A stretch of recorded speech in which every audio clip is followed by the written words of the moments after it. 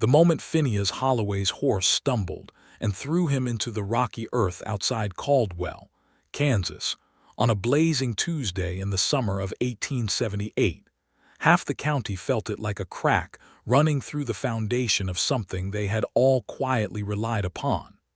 He had been the best rider anyone in Sumner County had ever seen. Not just good, not just skilled in the way that a man who spent his life on horseback becomes skilled, but something else entirely, something that made people stop what they were doing when he passed through a field or down the main stretch of town.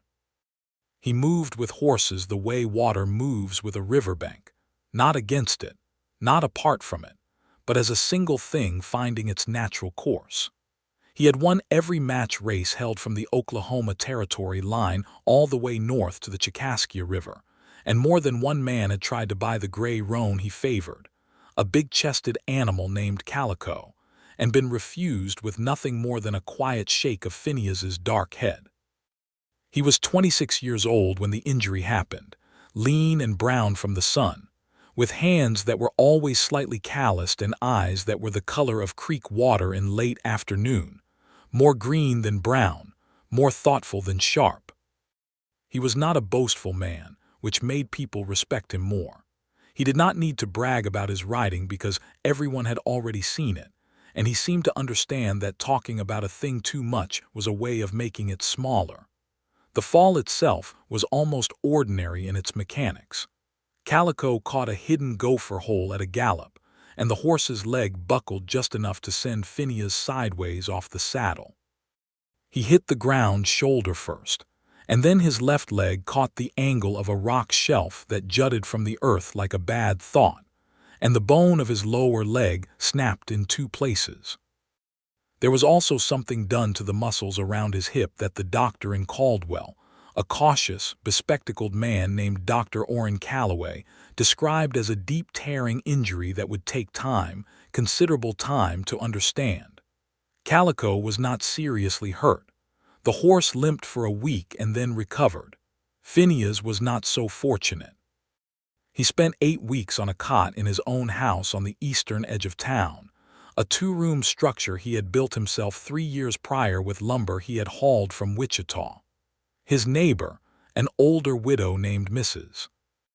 Cordelia Prout, brought him food when she remembered to, and his friend and sometime ranch hand, a wide-shouldered young man named Decker Frayne, came by to tend Calico and the 2 other horses Phineas kept. But the days were long, and the silence in that house was the particular kind of silence that belongs to a person who has been separated from the one thing that made them feel fully themselves. Birdie Hadley first appeared in his story not dramatically, not with fanfare, but in the way that the most important things often arrive, quietly, and when you are not prepared for them. She had come to Caldwell in the spring of 1878 with her father, Garrett Hadley, a weather-beaten drover who had decided at the age of 52 that he was too old for the cattle trail, and had bought a small piece of land on the south side of town with the intention of growing feed corn, and possibly running a modest number of pigs. Birdie was 22, the second of his 3 daughters, and the only one who had followed him west. Her older sister had married a shopkeeper in Missouri, and her younger sister was still in school back in Ohio, and Birdie had simply looked at the wide open territories and felt something pull in her chest that she didn't have a good word for, and so she had come. She was not what most men in Caldwell expected when they heard the word pretty. She was not fragile or delicate or pale. She was medium height and solidly built. With dark brown hair she usually wore braided and pinned up under a straw hat that had seen better decades, and her face was the kind that rewarded attention, not immediately striking but composed, observant, with brown eyes that had a quality of taking things in very carefully before responding. She had opinions about things, and she was not afraid to voice them, and she had a particular way of looking at a person when she thought they were being dishonest that made most people in Caldwell choose not to be dishonest around her if they could help it.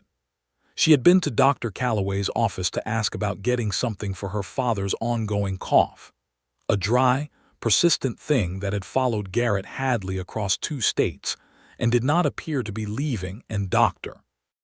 Calloway had mentioned, in the way that small-town doctors mention things, that Phineas Holloway was not healing as well as he ought to be, and that, in his professional opinion, the man needed someone checking in on him more regularly than the intermittent attention he was currently receiving. Birdie had not known Phineas Holloway before that conversation.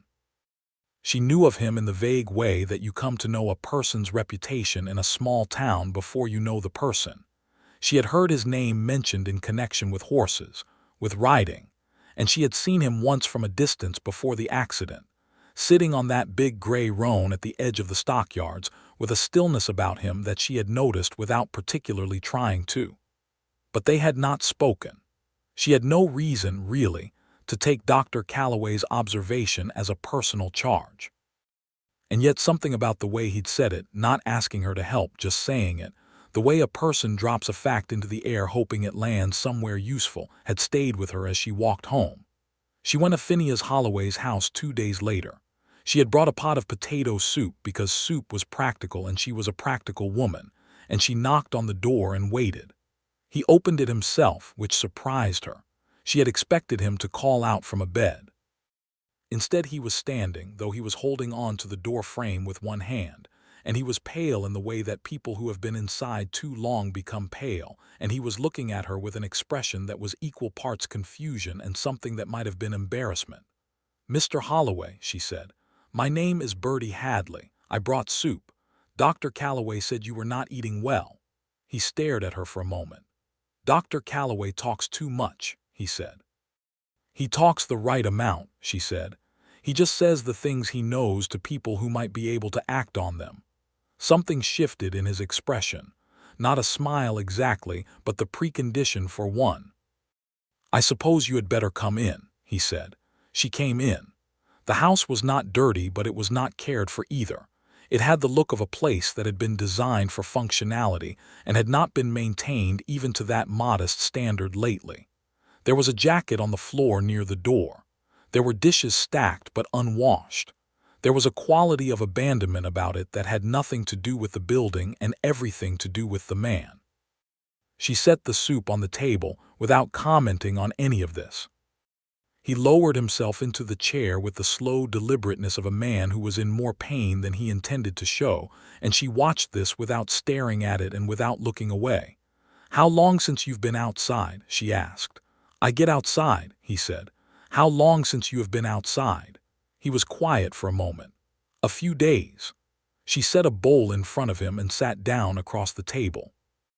Outside, the mid-morning sun was cutting long angles through the single window, and somewhere in the distance a cow was expressing its dissatisfaction at length.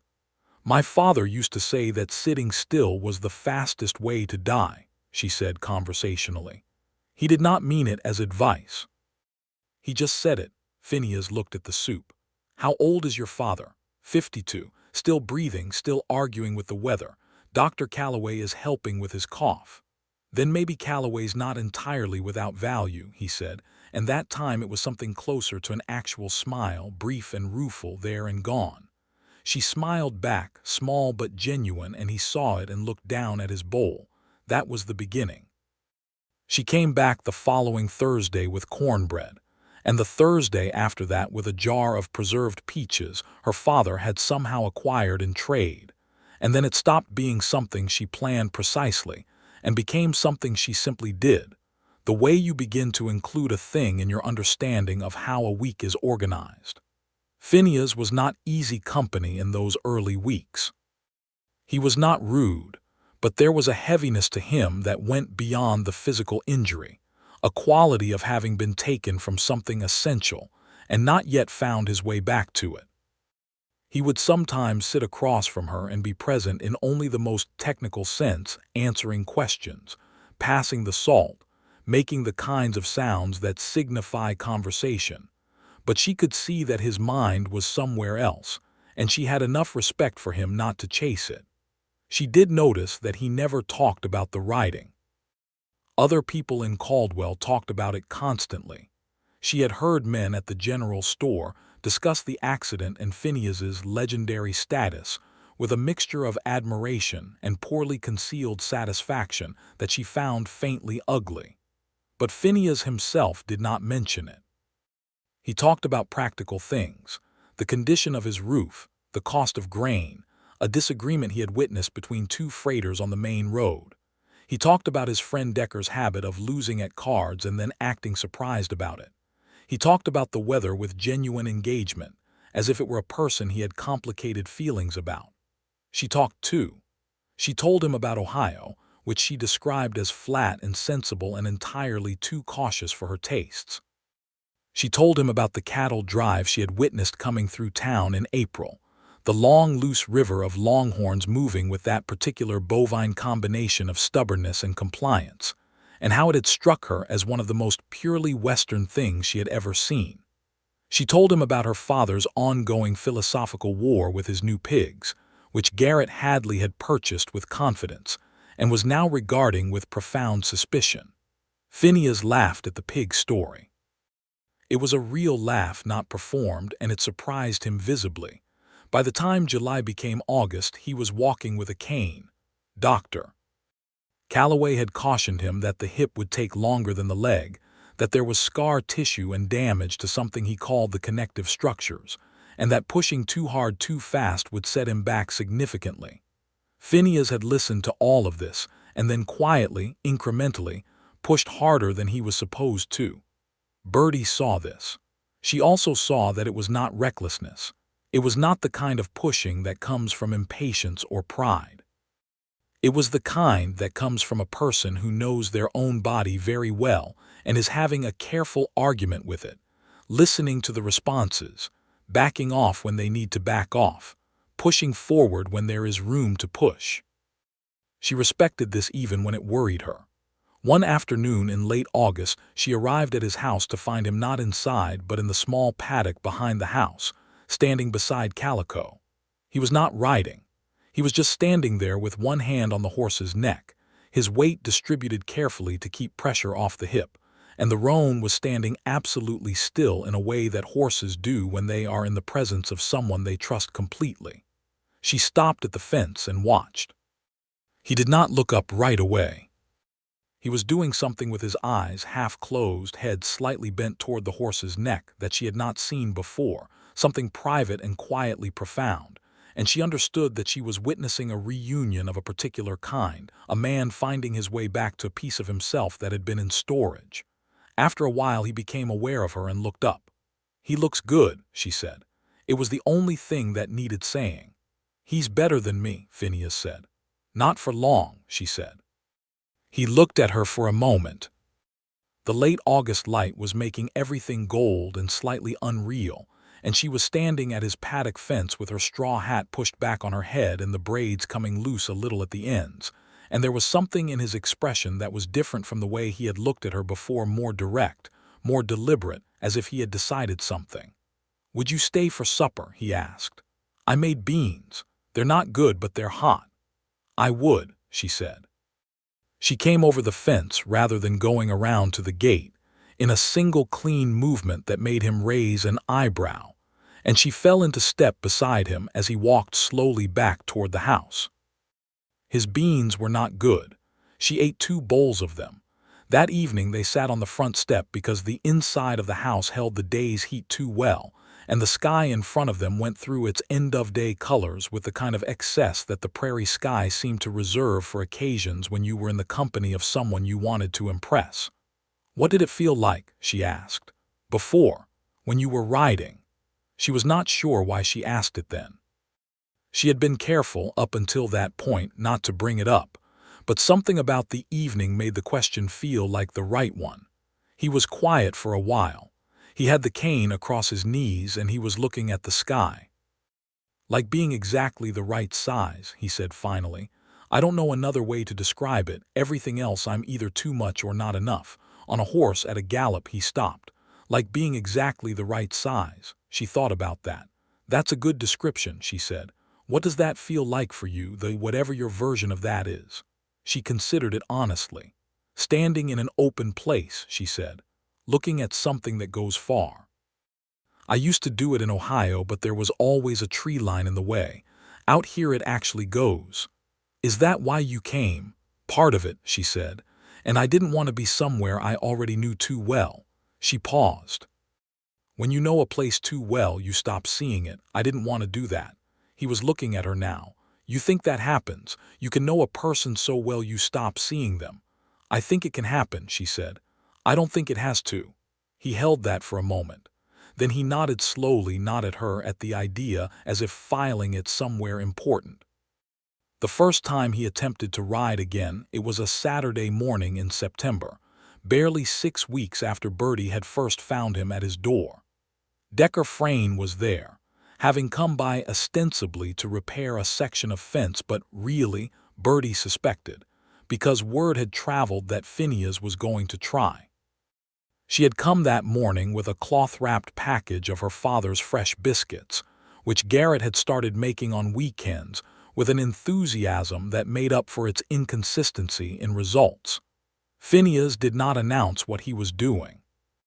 He had saddled Calico himself, moving through the process slowly and with visible effort, and when Birdie arrived he was standing at the horse's left side with his hand on the saddle horn, and a look on his face that she recognized, the same expression she had seen in the paddock, turned inward and careful.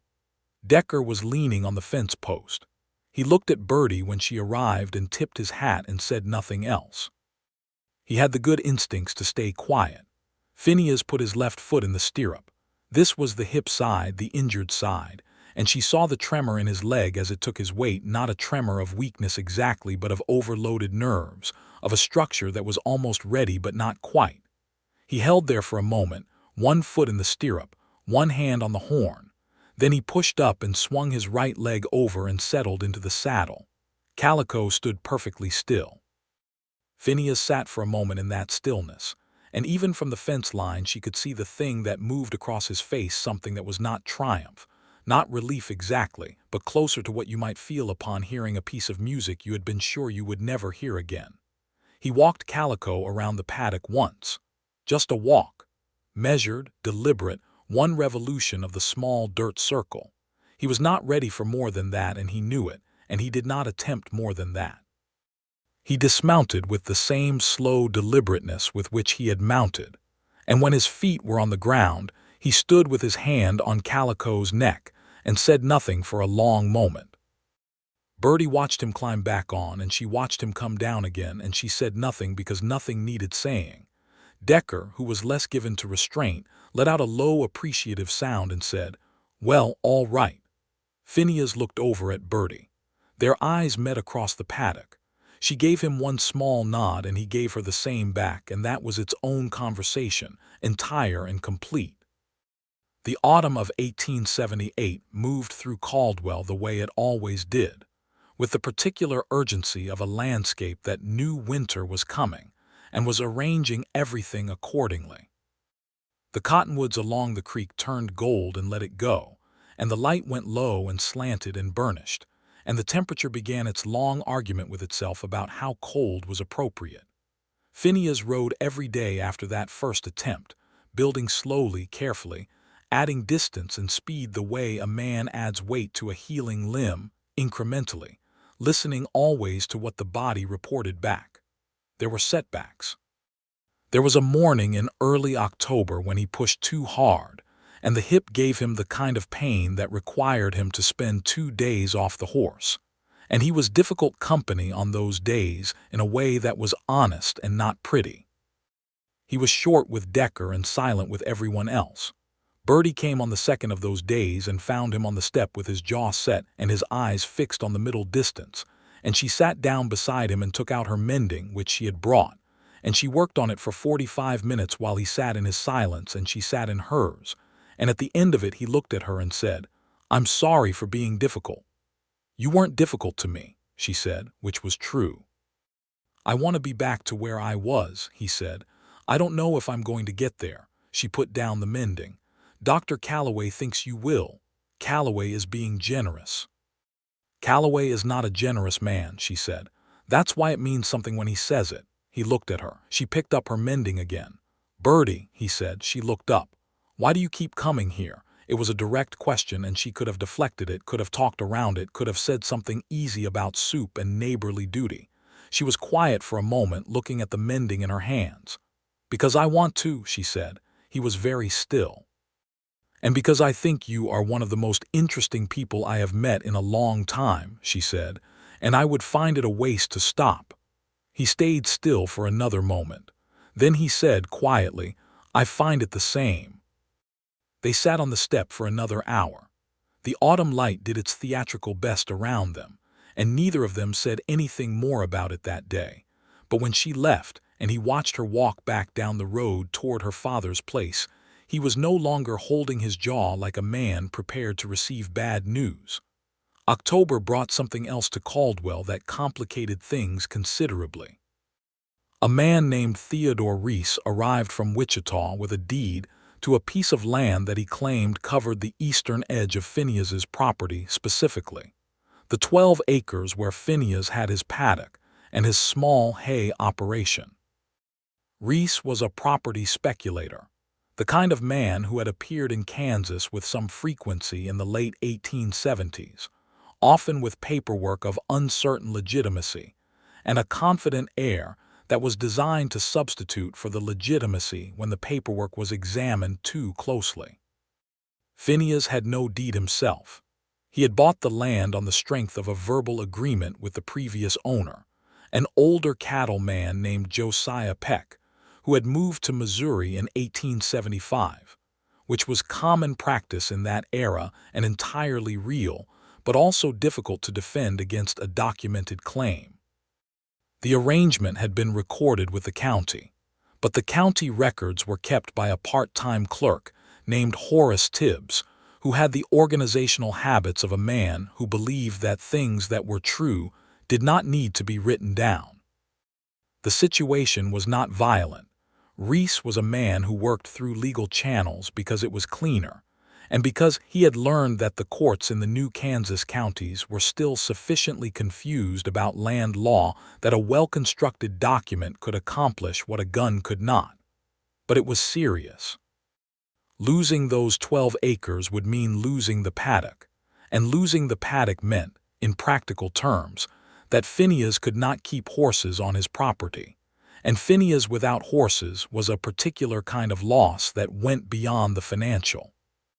When Birdie heard about it from her father, who had heard it from the men who always seemed to have heard things from the men who were at the center of things, she went directly to Phineas's house and found him sitting at his table with Reese's document in front of him, reading it with the expression of a man deciphering a letter written in bad faith. "You need a lawyer," she said. "I know," he said. "The nearest lawyer worth consulting is in Wichita." "Then go to Wichita.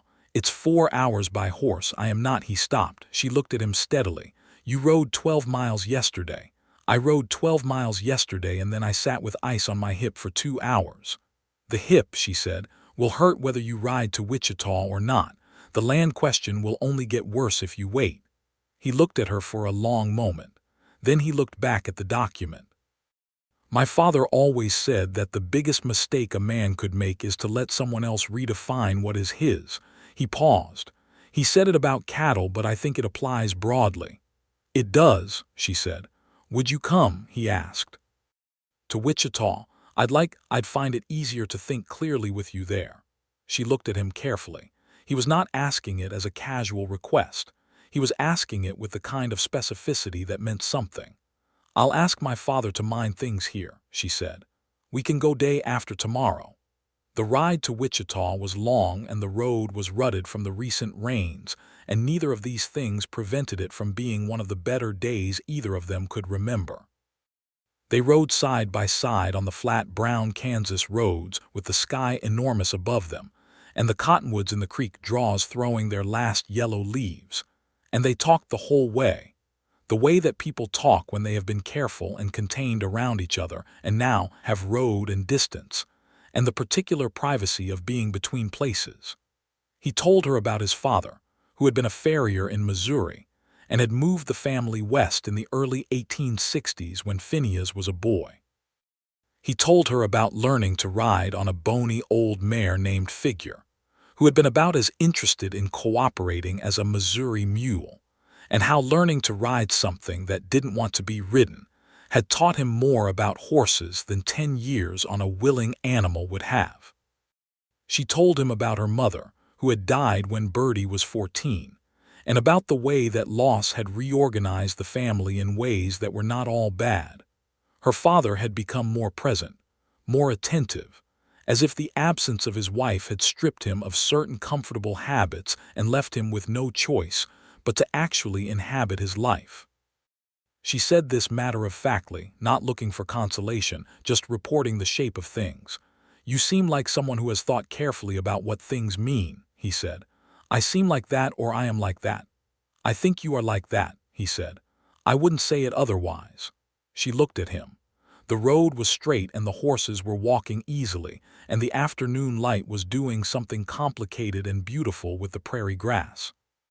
"My mother used to say that most people only think about the surface of things," she said. "She thought it was a waste. She read everything she could find. We didn't have much, but we had books." What did she read? Everything. History, poetry, medical texts, which she found fascinating. She thought if she read enough she might understand something essential, some connecting thread. She was quiet for a moment. "I think she was right to look. I don't know if she found it." "Maybe the looking was the point," he said. She glanced at him, surprised. "That's almost exactly what she used to say." He held her gaze for a moment, and then they both looked back at the road, but something had shifted between them that the road itself seemed to feel. The lawyer in Wichita was a careful, quiet man named Edmund Harker, who had built a practice on exactly the kind of disputed land claims that were proliferating across Kansas in the late 1870s, as speculators and homesteaders and old money interests all argued over what the land was, and who it belonged to, and what the paperwork actually said when you read it correctly. He took Reese's document, read it again, turned it over and held it up to his window, and then set it down with the expression of a man who has found something he expected to find. "This deed references a survey from 1871, he said, "which was done before the county boundaries were formally established. The parcel numbers in the Sumner County records supersede it. Mr. Holloway's claim, made in 1875 and recorded with the county office, carries precedence." He paused. "Mr. Reese knows this. He is gambling on the fact that most homesteaders do not." "Can you handle it?" Phineas asked. "I can write him a letter that will make the situation very clear," Harker said. "He will not pursue it further. Men like Reese avoid cases they cannot win." Phineas exhaled. It was slow and controlled, but she heard the relief in it. They had supper in Wichita before the ride back, at a small restaurant that served a genuine beef stew, not the kind of stew that resulted from optimistic ingredients and wishful thinking, and they sat across from each other in the lamplit room with the sounds of the city around them. Wichita in 1878 was still rough at the edges but growing quickly, full of the noise and motion of a place that was becoming itself, and somewhere between the stew and the coffee that followed it, the nature of the evening changed. She had said something about Harker, about the precision of his thinking, and Phineas had said that it reminded him of how she thought, and she had started to dismiss it and then stopped and said simply, "Thank you," because she had decided some years ago that dismissing compliments was a form of dishonesty. "You have been," he started, and then he stopped and looked at his coffee cup. He started again. "The past months, since you knocked on my door, I don't know how to say it properly." "Try anyway," she said quietly. He looked up. "You put something back," he said. "I don't know what I would have been without. I don't know what I would have turned into, sitting in that house. And I know that's a lot to put on another person, and I'm not trying to." He stopped again. "Phineas," she said very gently. "Yes. I know what you're trying to say. I feel it in the same direction." He was very still. The lamplight was doing something warm and serious with the planes of his face. "I would like to court you properly," he said. "If that's something you want, I'd like to do it in the way that takes its time and is honest about what it is." She looked at him for a long moment. "I would like that," she said. The ride back to Caldwell was made in the dark, which was later than either of them had planned, but neither of them minded it. The prairie at night had its own beauty, vast and still, and full of the sound of insects and wind, and the occasional distant wolf that made the horse's ears go forward in brief attention. They rode close enough that their stirrups occasionally brushed, and they talked less on the way back, comfortable now in the quiet, which was itself a kind of talking. Garrett Hadley received the news that Phineas Holloway intended to court his daughter with a thoughtfulness that took 2 full days to process. Garrett was not an obstructive man, but he was careful, and he had opinions, and his opinion of riders in general was complicated by the fact that he had once lost a very good horse to an enthusiastic young man who had borrowed it on the understanding of good judgment, and returned it with a sprain. He visited Phineas on a Wednesday afternoon, ostensibly to discuss the fencing along the shared property line, but really, as all 3 of them knew, to take the measure of the man. Phineas served him coffee and did not make any speeches, and did not attempt to be anything other than what he was. He answered Garrett's questions, which were practical and direct, about land and income and plans, with the same directness. When Garrett asked him what his intentions were, Phineas said, "Honorable ones, long-term ones. I know what I want, and I don't believe in being unclear about it." Garrett looked at him for a long time. Then he said, "My daughter does not take well to being managed." "I've noticed," Phineas said, "and she does not take well to being underestimated." "I've noticed that too," Phineas said. "Mostly I try to listen to what she says and act on it. She has better judgment than I do in a number of areas." Garrett set down his coffee cup. He looked briefly like a man who had come in with his guard up and found nowhere useful to put it. "All right," he said. Garrett left 30 minutes later, and when he arrived home, his eldest daughter, on a visit from Missouri, a sharp-faced, opinionated young woman named Clara, asked him what he thought of Holloway. "Solid," he said. "Horses or no horses," which from Garrett Hadley was the equivalent of a formal recommendation. The courtship proceeded with a pace that satisfied the town's appetite for narrative, while maintaining a genuine restraint. They were seen riding together on Sunday afternoons, and at the church social in October, and at the Granger Hall fundraiser in November, where Birdie had organized the food table with an efficiency that made Mrs. Cordelia Prout remark that she had never seen anyone arrange a pie table with such authority. They attended the auction at the stockyards together, and Phineas did not buy any cattle, but he bought a second horse, a compact black mare with excellent legs, partly because he had genuinely needed a second trail horse, and partly because Birdie had pointed at the mare with a quiet certainty and said, "That one," and he had learned to trust that quality of certainty. He was riding fully by November, which was earlier than Dr. Calloway had predicted and exactly when Phineas had predicted to himself. The hip was not what it had been. He understood that it would never be exactly what it had been, but it functioned, and more importantly, it did not prevent him from being on a horse.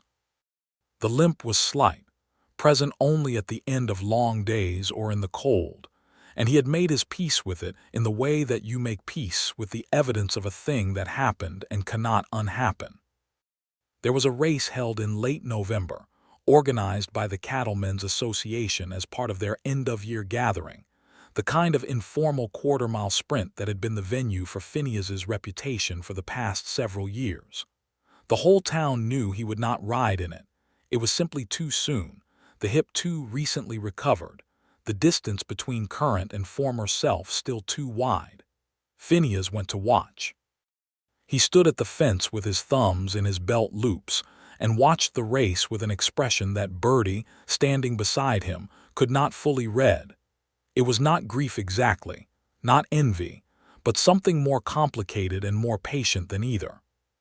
A young rider from the Cherokee Strip won it, a 20-year-old who sat his horse with a natural ease that was genuine and impressive, and the crowd made the sounds that crowds make at these things, and Phineas watched it all with that quiet, unreadable expression. Afterward, as the crowd dispersed toward the warmth of the saloon and the hall, he stayed at the fence for a moment. "That kid is good," he said. "He is," she agreed. "He sits the horse like he's thinking about something else. That's when you know they've got it." "You do that," she said. He looked at her. Do, she said, and her voice was level and certain. I watched you yesterday on the road past Swanson's place. You were thinking about something else the whole time. He looked at her steadily. I was thinking about you, he said. She held his gaze. See, she said, something else. He laughed, a real, full laugh, not his careful indoor laugh, but the one that came from somewhere without warning, and she laughed too, and the last of the autumn sun was going down behind the flat Kansas horizon in a way that made the whole world orange and warm, and he reached over without thinking and took her hand. She let him keep it. Winter in Caldwell in 1878 settled in with the particular determination of a Kansas winter, which was not as severe as the northern territories but was steady and gray, and had its own kind of authority. The days shortened, and the wind off the plains had a quality of intention to it, and the horses grew their shaggy winter coats and stood close together in the paddock, and the town contracted to its indoor life. Phineas and Birdie spent evenings at her father's house or at Phineas's, in the company of whoever else was there, Garrett and his pipe, Decker and his incoherent storytelling, sometimes Clara, who had extended her visit on the thin pretext of helping her father with the farm preparation, really because she was enjoying herself, and had enough self-awareness to know it but not quite enough to say it plainly. In December, on a clear, cold Saturday night, with a full moon making the snow on the prairie glow with a pure, impractical light, Phineas asked Birdie to marry him. He had planned something more elaborate. He had thought about the words carefully for 2 weeks, but what actually happened was that they were standing at the gate of her father's property at the end of an evening, and she was in her heavy coat, and the moonlight was on her face, and he had been looking at her for a moment with the full awareness of what she meant to him. And before the planned version of this could organize itself, he heard himself say, I want to spend my life with you. I know that with more certainty than I know most things. Will you marry me? She looked at him, the moonlight, the cold, the stillness of the Kansas winter all around them. Yes, she said, obviously yes. He kissed her then, for the first time, with his hands on either side of her face and her hands fisted in the front of his coat, and the moon over Caldwell, Kansas, in December of 1878, which had already been doing considerable atmospheric work, reached what could only be described as its full potential. They were married in April of 1879, when the prairie was beginning its annual argument with itself about whether to be beautiful or just flat, and winning the argument through sheer abundance of wildflowers. The wedding was held at the small clapboard church on Caldwell's Main Street, performed by the Methodist minister, who served 3 counties, and had the tired but genuinely warm expression of a man who had married a great many people, and had not yet lost his investment in the outcome. Garrett walked Birdie down the aisle and did not cry, which surprised everyone including himself. Clara cried enough for both of them and also for several people who had not been invited. Decker Frayne, who served as Phineas's best man, gave a toast at the reception that was incoherent in its structure but sincere in its feeling and ended with the line, I have never in my life seen anyone make Phineas Holloway laugh the way she does, and I know for a fact that the man laughs now, which was not always the case, which was the most honest thing anyone said all evening. Birdie wore a dress she had made herself from fabric she had ordered from a catalog, cream-colored, practical in its cut but beautiful in the way that things made with care and time are beautiful. And she wore her hair down, which she almost never did, and Phineas, who had seen her in every mood and configuration over the past 7 months, stood at the front of that church and looked at her walking toward him with the same expression he had worn in the saddle that first morning present, quiet. Something immense held carefully within ordinary parameters. The spring and summer of 1879 organized itself around the rhythms of 2 people learning the daily texture of a shared life. They were different in enough ways to keep things interesting and similar in enough ways to keep things stable, which was probably the ideal proportion. She was more social than he was, more inclined to say what she was thinking immediately, more likely to make decisions quickly and commit to them. He was more patient, more deliberate, with a quality of considering things from multiple angles before settling on one, and a stubbornness that was less obvious than hers but ran considerably deeper. They argued, not often but genuinely, about things that mattered, the right time to expand the hay operation, whether to take in a third horse for boarding income, whether Garrett's cough was something that required Dr. Calloway's attention again, or something that Garrett himself needed to take more seriously. These arguments were real arguments, with volume and frustration and the occasional door, but they also ended, and they ended with the people involved actually having thought something through together, which is the better kind of argument. He was riding again fully, consistently, and with the kind of recovered authority that Dr. Calloway described at a winter check-in as impressive, and that the town described in terms that were both admiring and relieved, as if a piece of the landscape had been put back where it belonged. He was not quite what he had been before. He knew it and she knew it, and they did not pretend otherwise. The hip imposed certain limitations. He could not hold a full gallop for the sustained distances he once had, and on cold mornings it took longer to become himself in the saddle, longer for the stiffness to release and the old fluency to return. But it returned. It always returned. And in some ways, in the ways that have to do with attention and patience, and the relationship between a rider and a horse that goes beyond physical facility, he was better. He had spent months thinking about riding from the outside, examining it from the vantage point of loss, and what he had arrived at was a different kind of knowing, more considered and more specific than what you arrive at when you have simply always been able to do a thing. In June of 1879, there was a proper race held in Caldwell, a formal one, organized by the County Fair Committee, with a quarter-mile course and prize money of $20, and a crowd that included most of the county's relevant horsemen and a good number of the county's irrelevant ones who came for the spectacle. Phineas entered it. He did not tell Birdie until the morning of, not out of evasion, but because he had not been certain until the night before. She had looked at him across the breakfast table and said, "You entered the race." It was not a question. "I did," he said. "Good," she said, and passed him the biscuits. He won it. Not by the commanding margin of his old form. The young rider from the Cherokee Strip pushed him through the final 100 feet, and there were perhaps 3 other horses in the field that in a longer race might have complicated things. But he won it cleanly, Calico stretching out under him in the way that the horse had always been able to do, the big body finding its best gear with a kind of joyful ease that the crowd recognized and responded to, with a sound that was half cheer and half something deeper.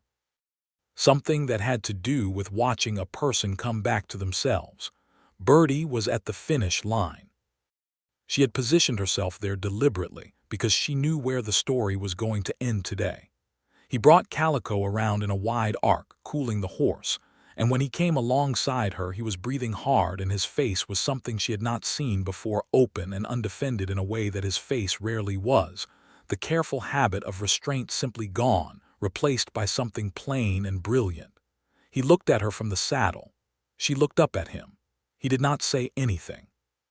She did not say anything. He reached down and she took his hand and held it for a moment, and the crowd around them was doing its crow, and the afternoon was enormous and gold and loud, and within that noise the two of them had a silence that was entirely their own. That evening on their front step, the step of Phineas's house, which was now their house, and which Birdie had gradually transformed from a place that was functional into a place that was also warm, with curtains she had sewn from cotton she had dyed herself, and a kitchen garden that was a tempting optimism against the Kansas summer heat. She sat beside him with her shoulder against his arm, and he told her about the race. He told her the way he told most things, with attention to detail and a preference for honesty over drama, and she listened the way she listened to most things, which was completely. He described the moment in the final stretch when Calico's stride had found its old deepness, the thing the horse had always done when everything aligned, and how it had felt. He searched for the word like being told yes. as if the whole previous year had been a question, and the final stretch of that race was the answer. "Exactly the right size," she said softly. He looked at her. "Yeah," he said, "that." She leaned her head against his shoulder. He rested his cheek on the top of her head. They sat there as the evening advanced around them and the prairie made its prairie sounds, and somewhere down the road one of the neighbor's dogs was explaining something at length to an inattentive universe. "I want to tell you something," he said. "Tell me." "I thought about stopping," he said. "After the fall. Not stopping the riding. I knew I would ride again, I always knew that, but stopping other things. I had gotten very quiet inside, very narrow. And I think if you hadn't knocked on that door I would have stayed that way. I would have made a small life and lived in it and not looked at what was missing." She listened. "I am not saying that to put something on you," he said. "I know you did not arrive at my door as some kind of I know you were just bringing soup. I am saying it because it is true and I would rather you knew it." She lifted her head and looked at him. "I came back because of you," she said. "Not because of Dr. Calloway after the first time. I came back because you were worth coming back to, and I could see that even when you were at your worst." He held her gaze. "I love you," he said. "I think I have been saying it various ways for months, but I wanted to say it plainly." "I know," she said. "I love you plainly back." He kissed her, and the star-dense Kansas sky above them was as indifferent and as perfect as it had always been, entirely uninvested in the small warm light below it, and entirely, accidentally, the right backdrop for it. Theodore Reese, having received Edmund Harker's letter in October, had not pursued the land claim further, exactly as predicted. He had moved on to a similar scheme near Wellington, and had been more successful there, which was the kind of thing that happened often enough to be discouraging if you thought about it too long. Phineas tried not to think about it too long. He had his land and his paddock, and the specific pleasure of being right about a thing when someone had tried to make him wrong about it, and that was sufficient. The hay operation grew. In the autumn of 1879 they took on 2 contracted boarding horses for winter, and in the spring of 1880 they acquired 3 more. By the end of 1880 there were 7 horses in regular board at the Holloway place, and the small paddock had been expanded, and the old barn had been reinforced, and a second smaller structure had been added, and Phineas was spending his mornings doing what he knew how to do best, not just for himself but for pay, and finding that teaching and managing horses was something he had a particular gift for that he had not previously been required to develop. He began working with a young man named Felix Arrow, who was 17 going on 18, and had an obvious natural ability on horseback that reminded Phineas of himself at that age, the same unthinking ease, the same alignment. Felix was the son of a Mexican-American family who had settled along the Chicaskia River, one of the older families in the area who had been there before the Anglo settlement and who existed in the complicated social position that mixed-race and Mexican families occupied throughout the Kansas territories in the 1870s, contributing substantially to the economy and community life of the region, while regularly encountering the specific kind of disregard that the era dispensed along racial lines with confident injustice. Phineas treated Felix with the same direct attention he gave to anyone whose talent warranted it, which is to say he was demanding and specific and entirely uninterested in anything, except whether Felix could do the thing correctly. Birdie, for her part, made sure Felix was always fed when he was at the property, which was most days in the summer of 1880, and spoke to him as she spoke to everyone, as a person of full standing whose opinion on the matters at hand was relevant. Felix's mother, a dignified woman named Esmeralda Arrow, brought them tamales in August of 1880 as a form of thanks that was also a statement, and Birdie received them at the door with such genuine pleasure. She had never had tamales before, and the concept delighted her, that Esmeralda Arrow laughed and decided on the spot that she approved of Birdie Holloway in a way that she reserved for very few of the Anglo women in the county. The two women became, over the following months, something that functioned like a friendship, which was not common across those social lines in Caldwell in 1880, and was sometimes the subject of commentary that both women received and declined to engage with, in their different but equally firm ways. In the winter of 1880, Birdie told Phineas she was pregnant. She told him at the kitchen table after supper, simply and directly, because she was not a woman who built up to things. He sat for a moment without speaking, which was his way with important things, and then he looked at her with an expression that was the most unguarded she had ever seen on his face, larger and more vulnerable than his ordinary openness, as if this specific piece of news required him to be bigger on the inside to hold it. "Are you well?" he asked first. "You are well." "I am very well," she said. He stood up and came around the table, and she stood to meet him, and he held her with a care that was different from his ordinary care, more conscious of the fact of her, and she felt it and rested her head against his chest and listened to his heartbeat, which was going considerably faster than usual. "I'm scared," he said against the top of her head. "I want you to know that I am very happy and also scared." "That seems right," she said. "I am also those things." Their son was born in August of 1881, with Dr. Calloway in attendance and Esmeralda Aro also present, who had considerably more practical experience with births than Dr. Calloway, and was therefore significantly more useful. It was a long labor, 12 hours, which Birdie conducted with the same focused determination with which she conducted everything difficult.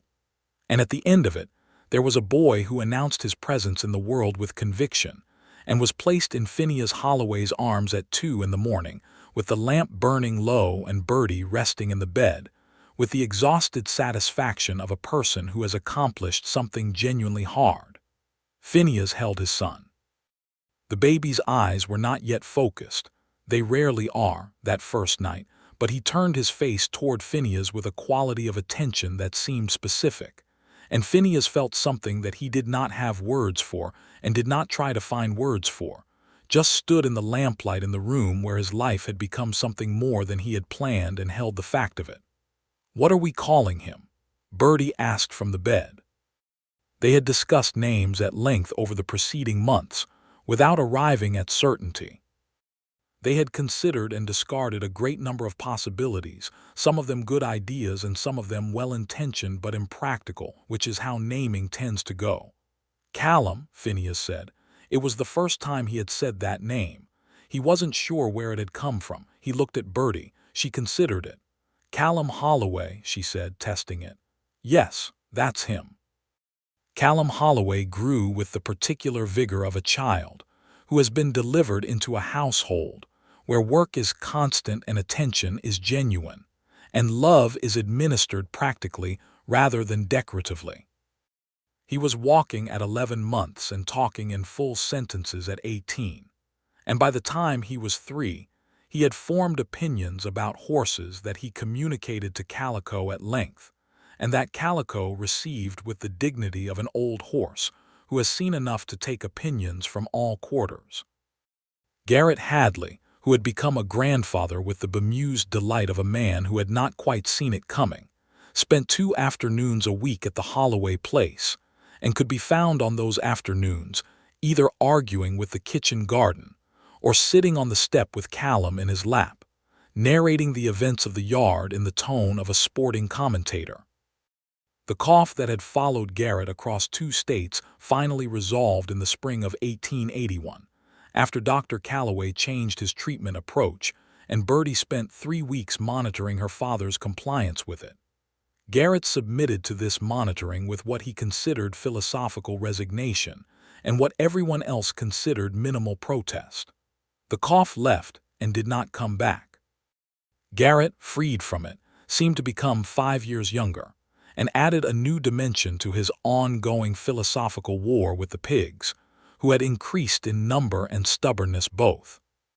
Clara returned to Missouri after a visit that had lasted, in the end, the better part of a year, having met and entered into correspondence with a cattle buyer from Abilene who Birdie thought was probably all right, and Clara thought was possibly wonderful, which combined to produce the couple's actual compatibility level somewhere in the useful middle. She left with the full understanding that the West had expanded her in ways she had not expected, and that she would be back to visit regularly, and she was true to both of these. Decker Frayne, who had spent 3 years losing at cards and finding it surprising, took a job in the autumn of 1881 with a cattle outfit driving north to the Wyoming Territory, and sent back a letter 6 months later that was optimistic in its tone and adventurous in its detail, and confirmed that he was still losing at cards, but was doing so in more interesting locations. Phineas read this letter out loud at supper, and Birdie laughed and said that Decker would be all right, and Phineas said he thought so too. The spring of 1883 arrived with unusual warmth, and the quality of a good year settling into its posture early. The Holloway boarding operation had grown to the point where Phineas was employing 2 part-time men, and he was beginning to develop a reputation beyond Sumner County for the quality of the horses he trained and sold, a reputation built not on novelty or self-promotion, but on the straightforward fact that horses that came through his operation were better for it, calmer and more responsive and more willing, because the man working with them had the rare quality of attention and patience that horses recognized and responded to. Felix Arrow was 20 now, and riding with the kind of developed skill that went beyond his natural ability into something crafted and specific, and he had won the county race 3 times running, and Phineas watched each win with the particular satisfaction of a teacher who has found a student who exceeds the teaching. Birdie told Phineas in April of 1883 that she was pregnant again, in the same matter-of-fact way she had told him the first time, at the kitchen table after supper. This time he did not sit still. He stood up immediately and came to her, and she was laughing when he put his arms around her, and Callum, who was nearly 2, looked up from his spot on the floor where he was engaged in some complex investigation of a stick, and said, "What?" with the directness of a child who expects explanations. "We are going to have someone new come live with us," Birdie told him. Callum looked at his stick. "Okay," he said. The second child, born in November of 1883, was a girl, and she arrived with considerably less drama than her brother had 4 hours of labor.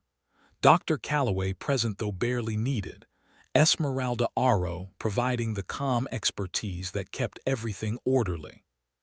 She was dark-haired and brown-eyed like her mother, and had from her first hour the quality of looking at things carefully before responding, which was as clear an inheritance as a person could demonstrate. They named her Nora Hadley Holloway, using Birdie's family name as a middle name in a gesture that Garrett received at his kitchen table with a long silence, and then a sound that was not quite crying and not quite something else, and that Birdie pretended not to notice with an affectionate precision that was pure love.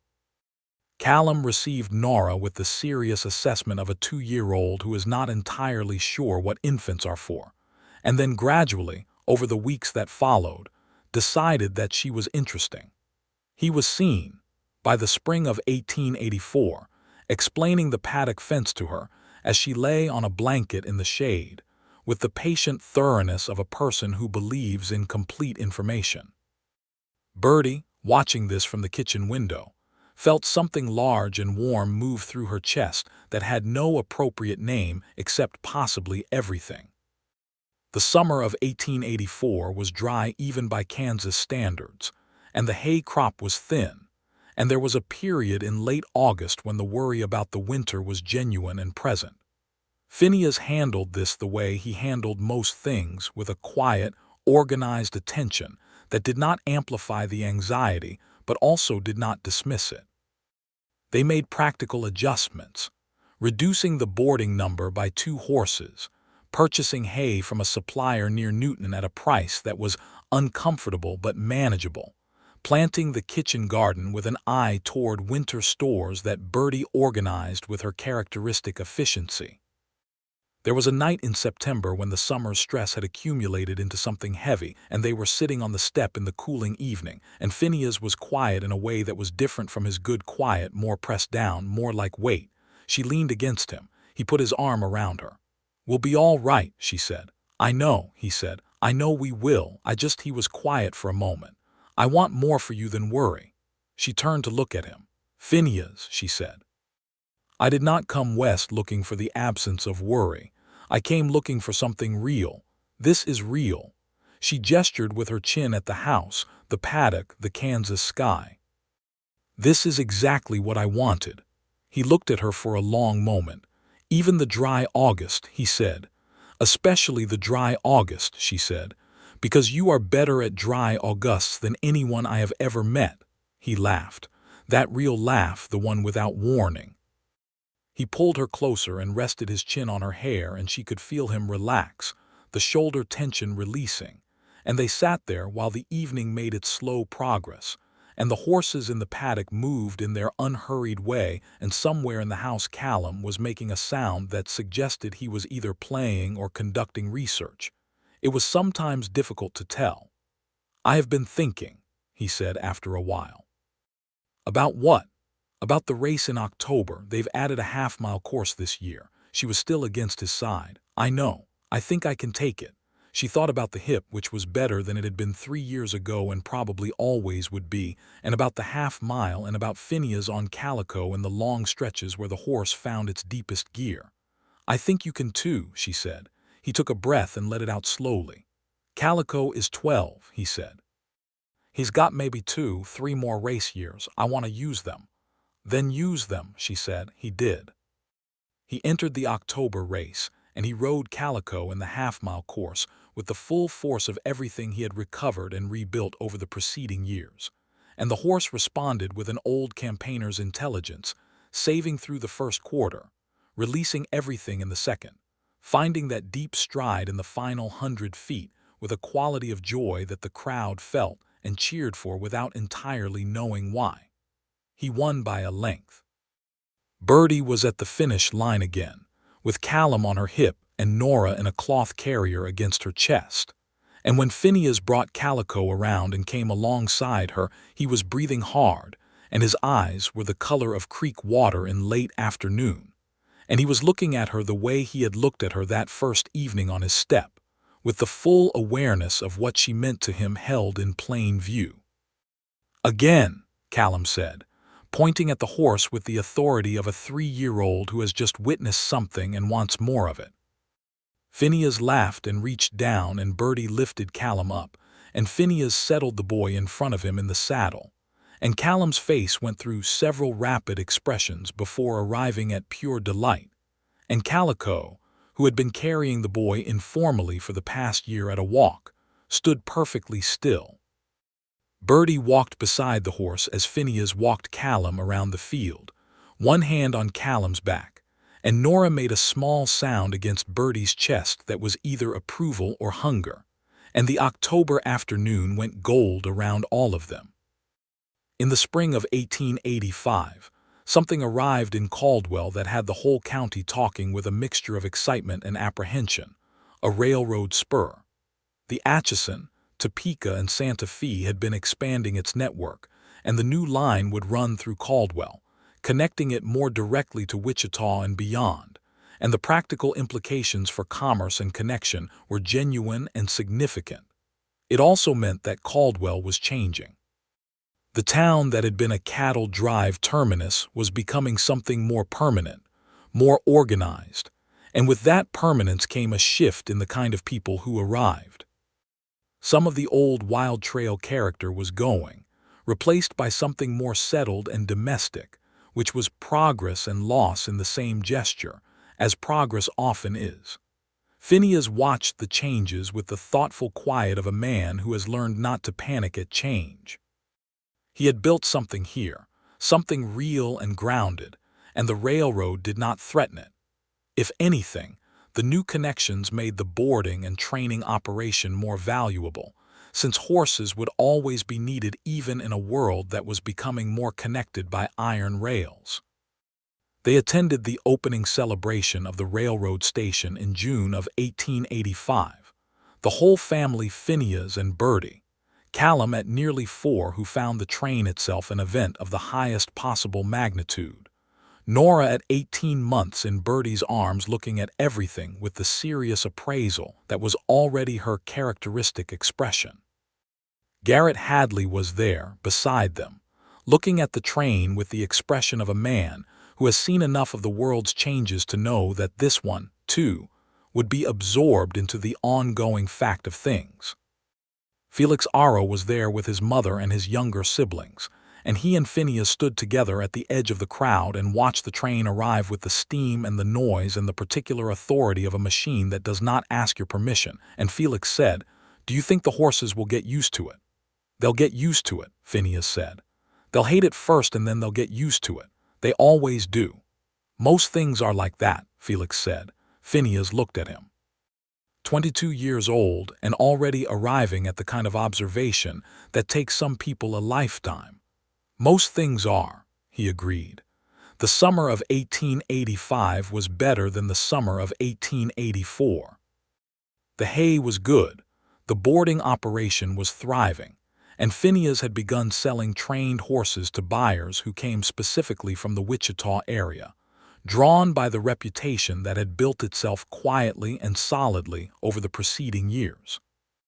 There was a particular horse that summer, a young chestnut gelding named Pharaoh, who had arrived difficult and had left, after 4 months of Phineas's patient specific attention, as one of the most responsive horses anyone had encountered, that generated enough in the sale to significantly improve the winter outlook, and purchased the materials for a proper new barn that replaced the patched and reinforced original structure with something built for its actual purpose. They built the barn together, Phineas and Birdie and Felix and Garrett, and 2 men from town who Phineas paid fairly and whose work he trusted, and it went up over 3 weekends in October, and when it was done it smelled of new wood and hay and the particular satisfaction of a completed thing. Birdie stood in the doorway of it on the final afternoon, with the low October sun coming through the open back and the horses in their new stalls, and Callum sitting in the hay somewhere making the kind of sounds that suggested he was engaged in a complicated narrative of his own creation. Phineas came to stand beside her. "It's a good barn," she said. "It is," he said. She leaned against his arm. He was looking at the structure with the expression he wore when he was genuinely satisfied with something, the private one that was more honest than pride. "Do you remember," she said, "when Calloway told me you were not healing the way you should be?" He looked at her. "I remember. I have thought many times about what would have happened if I had not gone to your door, if I had just not acted on it." He was quiet for a moment. "I think about that too. I am glad I knocked," she said. He turned and looked at her, and his expression was the one she had catalogued over years of knowing him: present, direct, the careful layers removed, and he said, "I am glad you knocked, Birdie. Every single day of my life I am glad you knocked." She looked up at him and he bent and kissed her, there in the doorway of the new barn, with the October light on the Kansas prairie around them, and the horses' content in their new stalls, and Callum's voice continuing its private narrative somewhere in the hay. The years continued, as they do, building themselves on what came before.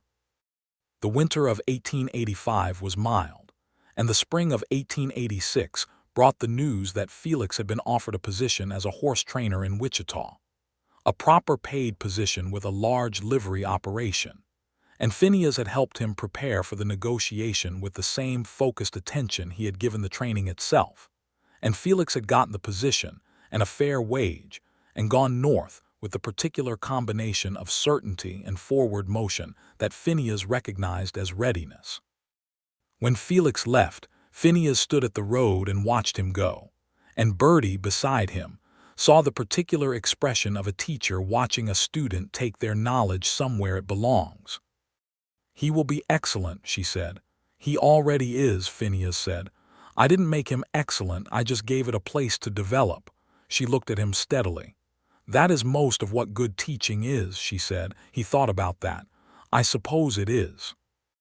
Garrett Hadley, in the summer of 1886, made the decision to sell his small farm operation and move into town proper, taking a house 2 streets over from the main road that had a kitchen garden and a covered porch that he immediately occupied as his principal thinking location. He was 60 years old and had decided that the pigs, which had been a philosophical exercise more than a practical one for the past several years, could be passed along to a younger man willing to continue the argument. He moved with the contentment of someone who has worked hard and now permits himself to stop, and spent his days contributing to every conversation in Caldwell, whether or not he had been part of the conversation's original composition. Callum, who was 5 in 1886, had begun demonstrating that he was going to be a rider of the first order, which no one who had watched him on Calico's back was surprised by, but which Phineas received with a careful, private emotion that Birdie understood without needing to have it explained. He did not push the boy, he never pushed, but when Callum asked to learn, as he did with increasing seriousness, Phineas taught him with the full investment of everything he knew, and Callum's riding developed with a rapidity that reflected both natural gift and excellent instruction.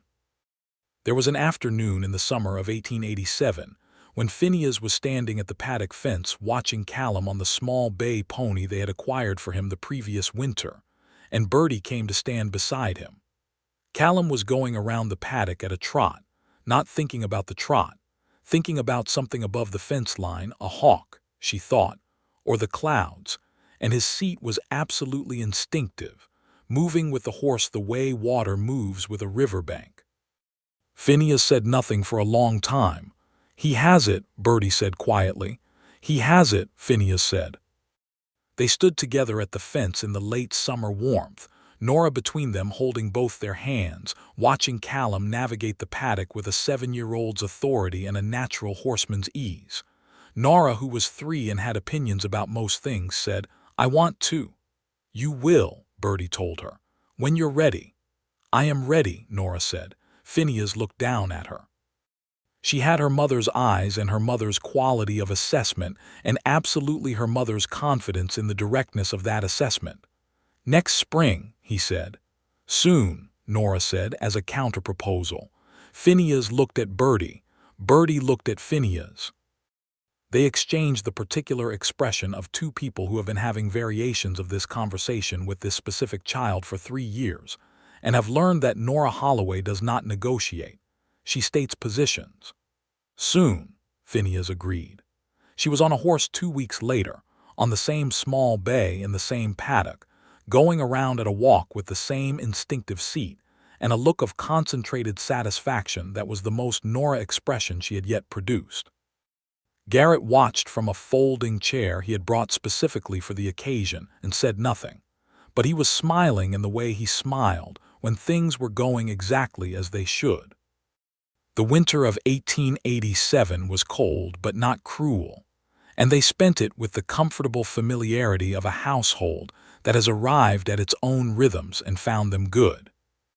Evenings by the fire, Callum learning to read with a dedicated focus that pleased both his parents, Nora refusing to learn to read, and then learning to read within 2 weeks in a process that involved no one observing her do it. Phineas working on the accounts with his customary patience, and Birdie with her mending or her correspondence. She had taken to writing long letters to Clara, and to a woman she had met at the railroad station who lived in Wichita, and shared her habit of having opinions about things. There were nights when the children were asleep, and the fire was down to embers, and the house was quiet in the way it only got past 10 o'clock, and Phineas and Birdie would sit together on the horsehair settle that had been a wedding gift from a furniture dealer in town who had known Phineas since before the accident, and talk in the low, specific way of 2 people who have been talking honestly to each other for 9 years, and have arrived at the kind of fluency that has no word in English but should. He told her things he had never told anyone else. She told him things she had never expected to say out loud. This was not unusual between them. It had been the quality of their conversation from the early Thursdays that particular ease of disclosure, but it did not become ordinary for being repeated. It remained specific, chosen, the continuous act of a man and a woman who had decided to be known by each other and kept deciding it. "Do you ever regret the fall?" she asked him one of those nights. The question was genuine, not rhetorical. He thought about it seriously, as he thought about most things. "No," he said. "I know that sounds wrong, but no, the fall brought you here." He paused. "I would trade the year of pain 100 times for what came after it." She was quiet for a moment. "I would not want you to have had the pain," she said, "but I am grateful for what it made room for." "Same thing," he said gently. She looked at the embers. "Same thing," she agreed. The spring of 1888 found Caldwell fully in the era of its settled identity, a proper town now with a newspaper and a school and 3 churches and a bank, and the wildness of the early cattle drive days receding into story, something the older men told in the saloon with a combination of nostalgia and relief. The frontier was not gone. It was still there to the west, still present in the scale of the sky and the distances between things, but it was further than it had been, pushed back by settlement and rail and the ordinary accumulation of human presence. Phineas turned 36 that spring and Birdie turned 32, and they had been married 9 years and had 2 children and a barn and a proper operation, and a reputation that was built on the actual substance of the thing. And in the quiet of a Sunday morning, with the breakfast dishes done and the children out in the yard, and the Kansas spring coming through the windows with its mix of cool and warm and promise, Birdie looked at her husband across their kitchen and felt the thing she had felt at various volumes and pitches for 9 years, that particular fullness, that quality of rightness, that sense of being in exactly the right place because of exactly the right person, and she did not say any of it because it did not need saying, and he looked up from the table and saw it in her face and felt it too, and he said nothing either, just looked at her for a moment with all of it present, and then he went back to the paper and she went to the window and they were simply in the room together, which was, in the end, the thing that everything had been building toward. On the last Sunday of April 1888, they rode out together to the top of a low rise south of town, a place they had found in the first year of their marriage and had returned to regularly, a place where the view went in all 4 directions without obstruction, and the sky made its full argument for the scale of things. They rode side by side on Calico and the black mare, Calico, who was now 17, and moving with the careful dignity of an old horse who has nothing to prove, and Callum rode the bay pony between them, and Nora, at 4, rode in front of Birdie with her hands on the saddle horn and her eyes going everywhere. They stopped at the top of the rise and let the horses settle. The view was what it always was, enormous, layered, the Kansas prairie in its spring colors, brown and gold and the tender green of new grass, the creek lines marked by cottonwoods, the town visible in the middle distance as a cluster of purpose in the immensity of the plain. Callum said, "It goes a long way." "It does," Phineas said. "Where does it stop?" "It doesn't," Birdie said. "Not really. It just changes what it is." Callum thought about this with the serious face he brought to most thinking. Nora was looking at a hawk.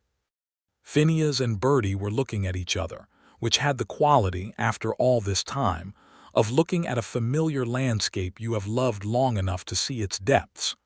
"Good place to be," Phineas said.